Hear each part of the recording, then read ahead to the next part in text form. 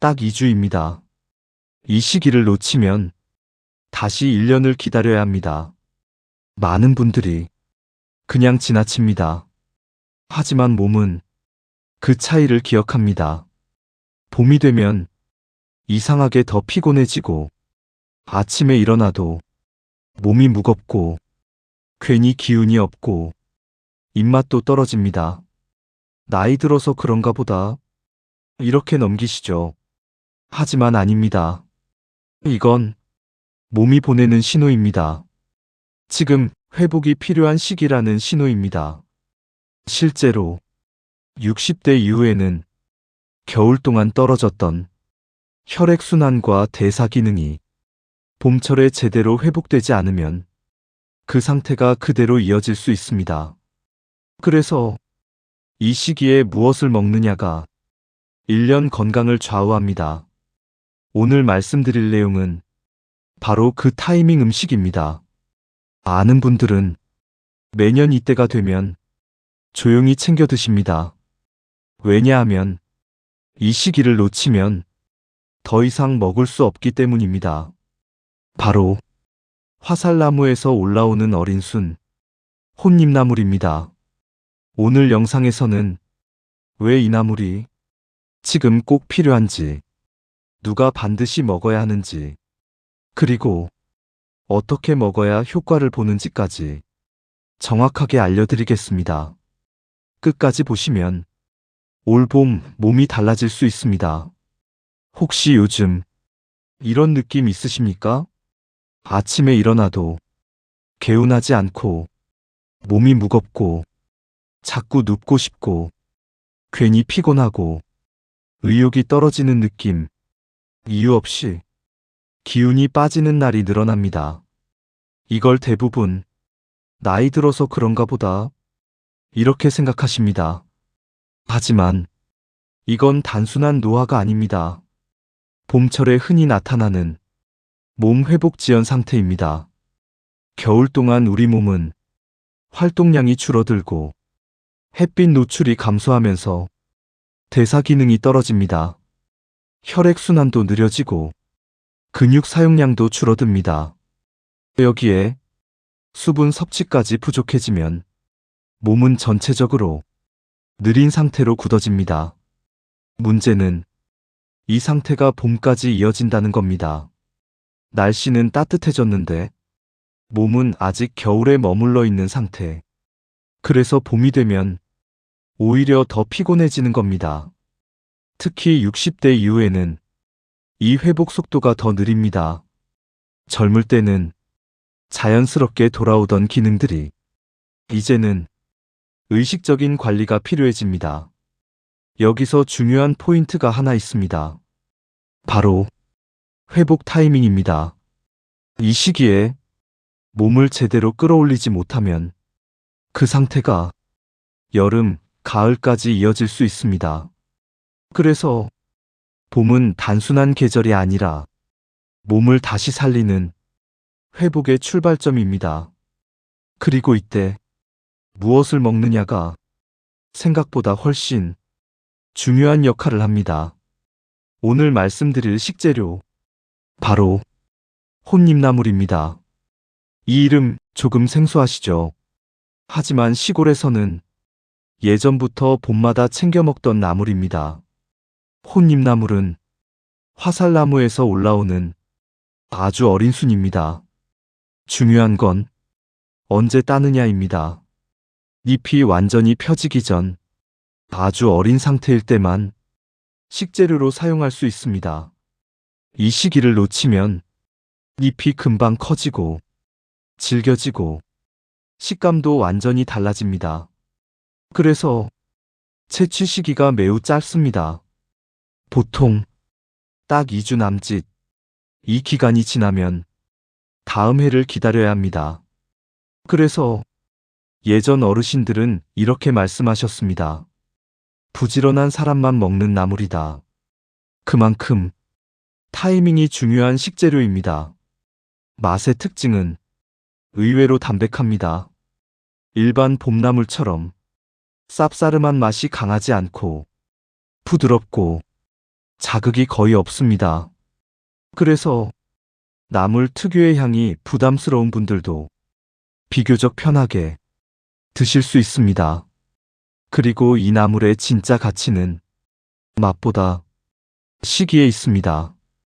바로 몸이 회복을 시작하는 그 타이밍에 맞춰 올라온다는 점입니다. 이게 굉장히 중요한 포인트입니다. 많은 분들이 이렇게 생각하십니다. 나물은 그냥 아무 때나 먹어도 되는 거 아닌가요? 하지만 아닙니다. 특히 봄나물은 언제 먹느냐가 가장 중요합니다. 혼잎나물은 딱 한 시기 몸이 회복을 시작하는 바로 그 타이밍에 맞춰 올라옵니다. 이 시기를 지나면 잎이 빠르게 자라면서 조직이 단단해지고 식감이 질겨집니다. 맛도 달라집니다. 부드럽고 담백하던 풍미가 점점 거칠어지고 나물로 먹기에는 부담스러워집니다. 그래서 같은 식재료라도 언제 먹느냐에 따라 완전히 다른 음식이 됩니다. 여기서 중요한 건 단순한 맛의 문제가 아닙니다. 우리 몸도 이 시기에 맞춰 변하고 있다는 점입니다. 겨울 동안 떨어졌던 기능이 이제 막 올라오기 시작하는 시기, 바로 지금입니다. 이때는 자극적인 음식보다 부드럽고 자연스러운 식재료가 몸에 훨씬 부담이 적습니다. 그래서 예전부터 이 시기의 나물은 보양식처럼 여겨져 왔습니다. 핵심은 이것입니다.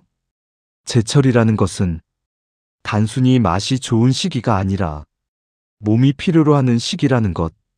그리고 그 타이밍이 바로 지금입니다. 이제 가장 궁금하신 부분입니다. 그래서 이 나물, 몸에 정말 좋은가요? 결론부터 말씀드리면 무조건적인 특효 음식은 아닙니다. 하지만 지금 시기에 맞는 식재료라는 점에서 충분히 의미가 있습니다. 먼저 확인된 부분부터 말씀드리겠습니다. 봄나물의 공통적인 특징은 식이섬유가 풍부하고 미네랄과 항산화 성분이 들어있다는 점입니다. 이런 성분들은 겨울 동안 떨어졌던 대사 기능을 천천히 끌어올리는데 도움을 줄 수 있습니다. 특히 소화가 부담되지 않으면서 몸을 가볍게 만들어주는데 유리합니다. 여기까지는 비교적 명확한 부분입니다. 그렇다면 많이들 들으신 이야기, 혈액순환에 좋다, 여성 건강에 좋다, 이건 어떨까요? 이 부분은 조금 다르게 보셔야 합니다. 혼잎나물은 예로부터 어혈을 풀어주고 혈액순환을 돕는다고 민간에서 전해져 왔습니다. 또한 생리불순이나 산후 회복에 도움이 된다는 이야기도 있습니다. 하지만 이러한 내용은 의학적으로 확정된 치료 효과라기보다는 전통적인 경험에 기반한 인식입니다. 그래서 이렇게 이해하시는 것이 가장 정확합니다. 특별한 약이 아니라 지금 몸 상태에 맞는 음식이다. 이게 핵심입니다.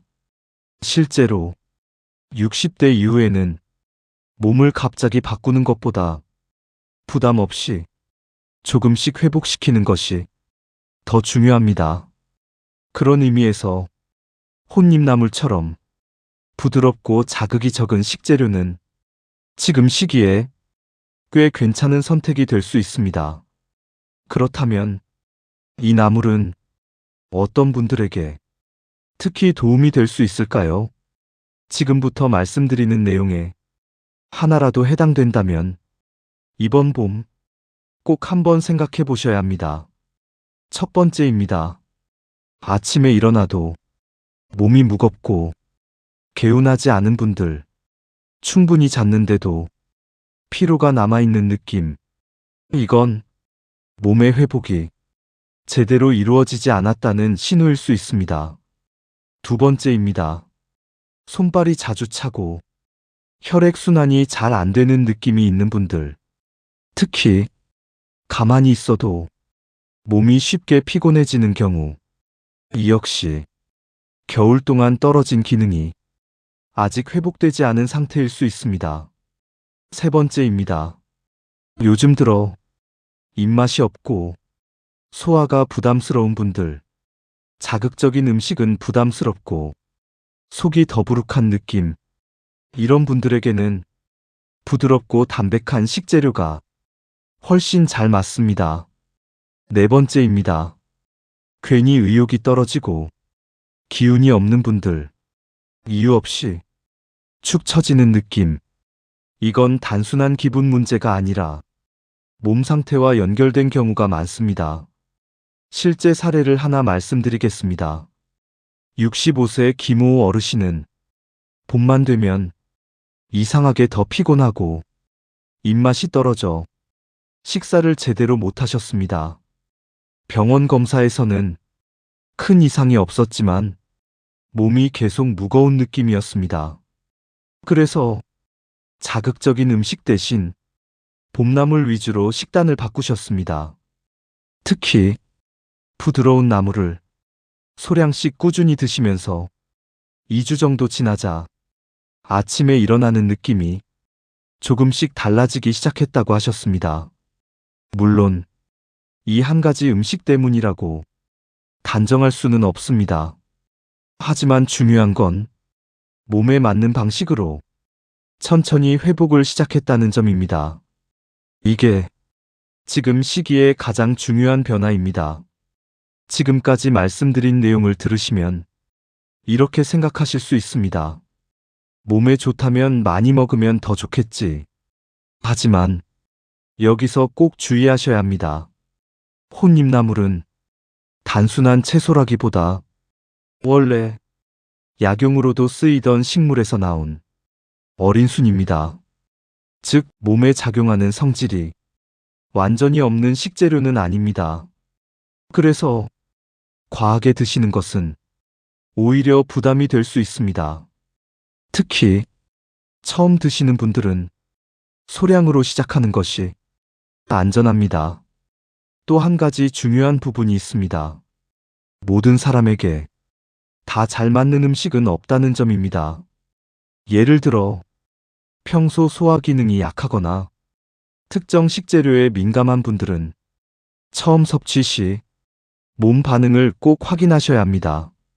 그리고 임산부나 현재 특정 질환으로 치료를 받고 계신 분들은 반드시 전문가와 상담 후 섭취 여부를 결정하시는 것이 좋습니다.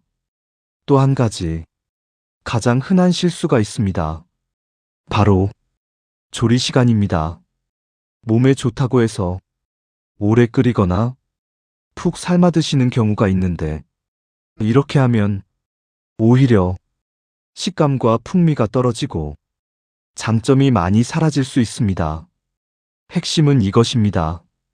좋은 식재료도 방법을 잘못 선택하면 효과는 줄고 부담만 남을 수 있습니다. 그래서 어떻게 먹느냐가 매우 중요합니다. 이 나물의 핵심은 어렵지 않습니다. 단 하나만 기억하시면 됩니다. 30초. 이게 전부입니다. 혼잎나물은 조리 과정이 복잡하지 않습니다.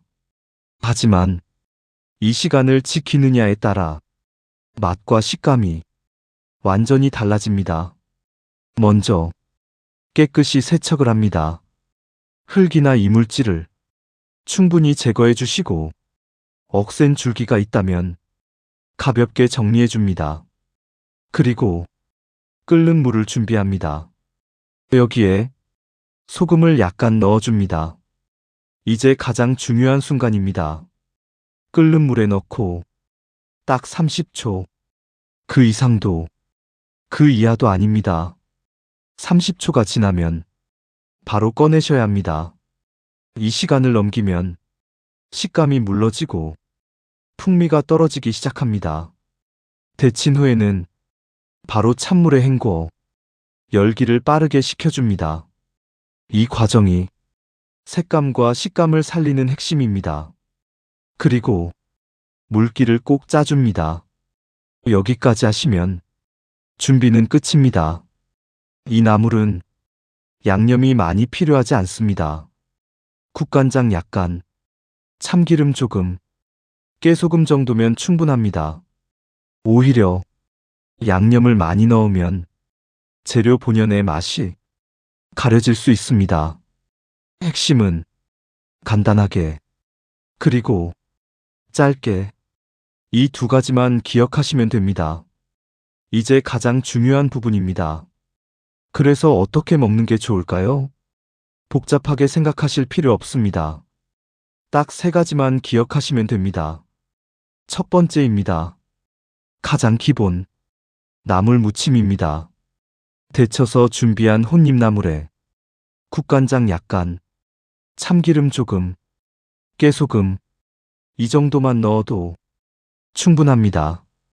이 나물은 원래 맛이 강하지 않기 때문에 양념을 줄일수록 오히려 더 좋습니다. 담백하고 부드러운 맛이 그대로 살아납니다. 두 번째입니다. 된장국입니다. 된장국에 넣으면 이 나물의 은은한 향이 국물에 자연스럽게 스며듭니다.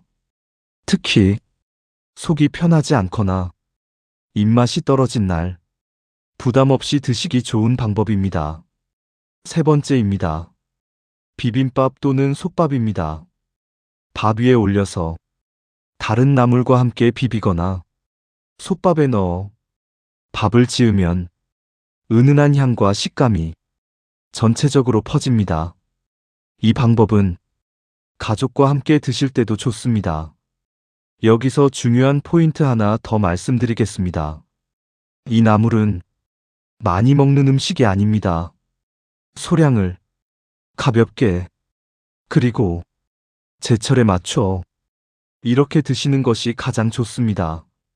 그래야 몸에도 부담이 없고 제철 식재료의 장점을 제대로 느낄 수 있습니다. 이제 정리해 보겠습니다. 오늘 말씀드린 내용 어렵지 않습니다. 핵심은 세 가지입니다. 지금 시기, 딱 짧은 기간에만 나오는 나물, 그리고 부담 없이 먹을 수 있는 식재료, 마지막으로 짧고 간단한 조리법. 이 세 가지만 기억하시면 됩니다. 그렇다면 어떻게 실천하면 좋을까요? 간단하게 7일 루틴으로 정리해 드리겠습니다. 첫째, 일주일에 12번 정도 소량으로 드셔보십시오. 매일 먹을 필요는 없습니다. 둘째, 자극적인 음식 대신 가볍게 한 끼를 바꿔보십시오. 나물 무침이나 된장국 형태로 드시면 좋습니다. 셋째, 다른 봄나물과 함께 드시는 것도 좋습니다. 한 가지 음식보다 여러 가지를 조금씩, 이게 훨씬 더 자연스럽습니다. 중요한 건 많이 먹는 것이 아니라 제때 먹는 것입니다. 이 차이가 몸의 변화를 만듭니다. 봄은 그냥 지나가는 계절이 아닙니다. 몸을 다시 살릴 수 있는 가장 중요한 시기입니다. 그리고 그 시작은 식탁 위에서 결정됩니다. 올 봄, 단 한 번이라도 좋습니다. 이 타이밍을 놓치지 마십시오. 분명 몸이 다르게 느껴질 수 있습니다. 영상이 도움이 되셨다면 구독과 좋아요로 응원해 주시고요. 댓글로 요즘 몸 상태나 궁금한 점 남겨주시면 다음 영상에서 더 자세히 알려드리겠습니다. 여러분의 건강한 봄을 응원하겠습니다.